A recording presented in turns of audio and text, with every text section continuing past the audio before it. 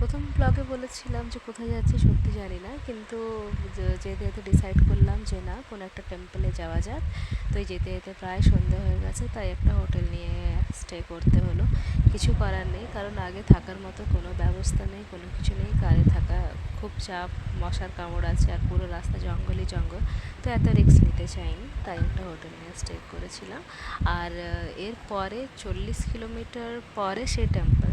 তো সেখানেও তেমনভাবে কোনো ব্যবস্থা নেই, কারণ জানা নেই কী ব্যবস্থা আছে কী নেই। তো সেজন্য আর রিস্ক নিতে চাইলাম না, যা হবে সকালে দেখা যাবে আর কি। হোটেলে একটা জিনিস খুব ভালো ছিল, ওখানেই মেনু সমস্ত কিছু ওনারা দিয়ে দিয়েছিলেন, যা আপনার ইচ্ছে আপনি অর্ডার দিতে পারেন। এ টু জেড আপনার হাতের সামনে পেয়ে যাবেন, কোনো অসুবিধা নেই। এইভাবেই তা ওনারা একটা মেনু দিয়ে দিয়েছিলেন। তো সেভাবেই খাওয়া দাওয়া রাতবেলায় অর্ডার করে খেয়েছি। যাই হোক, মন্দিরের অনেক কটাই ভিডিও দেখে তারপরে ডিসাইড করা হয়েছিল, কারণ একটা জিনিস বুঝতে পেরেছি, অনেক স্ট্যামিনা দরকার, সিঁড়িতে উঠতে হবে, আর পুরো কড়া রোদ সকাল থেকে। যাই হোক, এইভাবেই করে আসা।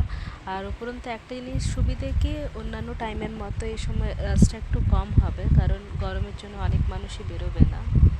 যাই হোক, মিররটা সত্যি অসাধারণ সুন্দর ছিল, আমার চেহারার থেকেও বেশি দেখতে ভালো লাগছিল। বাথরুমটা একবার দেখো কতটাই ক্লিন। হোটেলে টাকাটা দিয়ে গায়ে লাগেনি, কারণ ভীষণ নিট অ্যান্ড ক্লিন ছিল, সমস্ত কিছুর ব্যবস্থা ছিল। আর এরকম একটা জায়গায় একটা ভালো হোটেল পাওয়াটা ভীষণ ডিফিকাল্ট ছিল। এই করতে করতে ঘুমিয়ে পড়ে সকালবেলায় আবার বেরিয়ে পড়েছি।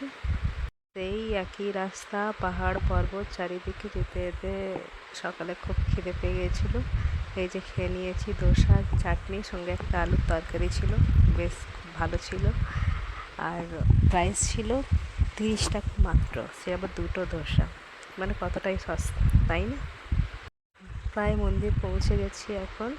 মন্দিরে প্রথমে গিয়ে এই যে ঘাটটা পড়ে, এখানে মানুষ স্নান টান করে আবার সিঁড়ি বেয়ে মন্দিরের উপরে চড়তে হয় আর কি। ঘাট প্রথমে ঢুকেই ঘাটটা পড়ে, সত্যি অসাধারণ।